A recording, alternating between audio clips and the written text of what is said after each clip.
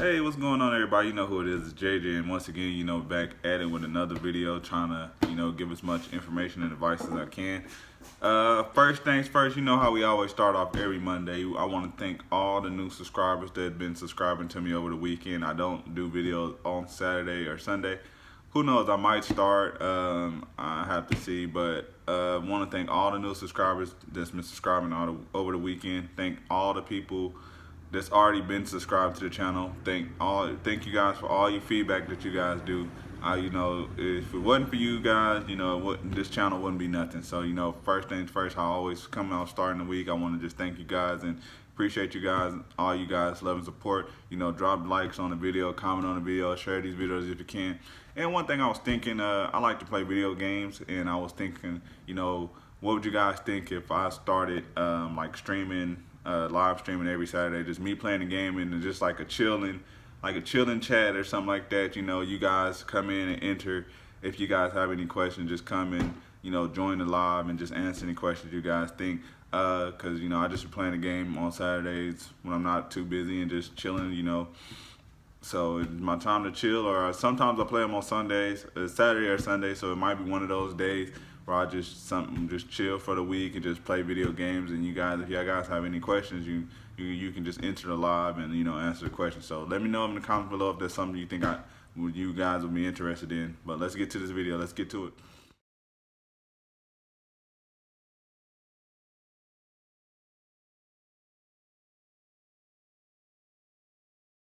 So let's talk about it a little bit. We're gonna talk about a little bit about credit. Video's not gonna be long because I'm no credit expert.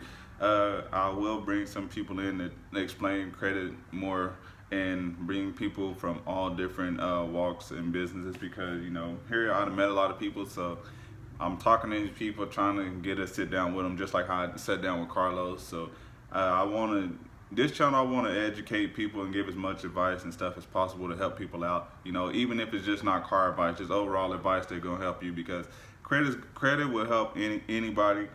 I'll have people that does real estate and other business and stuff like that. And I'll talk with my brother here in a couple of days. So people if you guys have a box truck already and want to know more about the independent distribution, I'll have him talking to you guys sometime this week. So we're gonna get to that. But credit is important, because I see a lot of times people, they'll go to these buy here pay here's and just thinking like, hey, I bought the car and I can just give it back.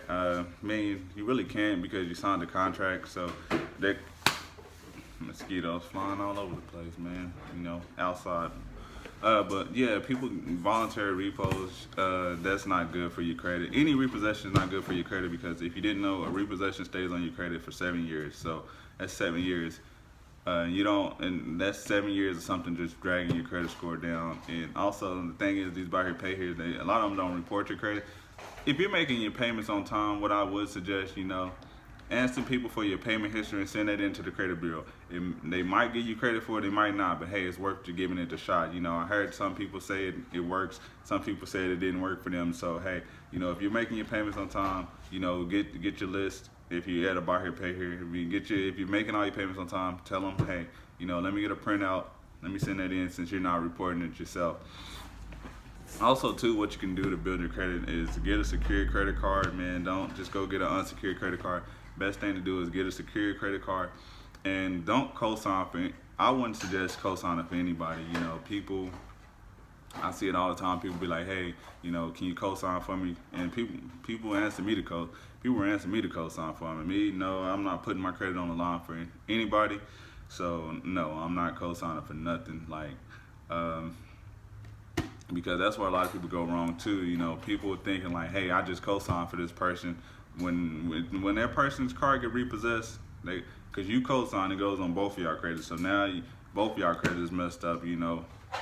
So if you don't, especially like family, if it's somebody that you think you can trust or very trustworthy, and their credit, like say they're just young, like a kid or something like that, and haven't gotten credit started and need a co-sign, and they're responsible to do it. But if it's just somebody that just wants you to just co-sign, like, nah, I wouldn't just do it, because people co-sign for their friend, and that's stuff like that can happen. You can lose a friend over that, and you don't want that to happen. Also, too, credit thing too is like, don't go around shopping for every car lot. You know, if your credit's bad, going around shopping for cars is just gonna make your credit score go even lower. Because when you got bad credit, this is what car dealers do. It's a thing called shotgun. If you guys didn't know, it's called shotgun. It's basically, you have bad credit. They look, you know, you go in there, you fill out your credit application. They like, man, credit score 400, so man, credit score sucks. Then they're gonna go in there and be like, they're gonna look at your credit.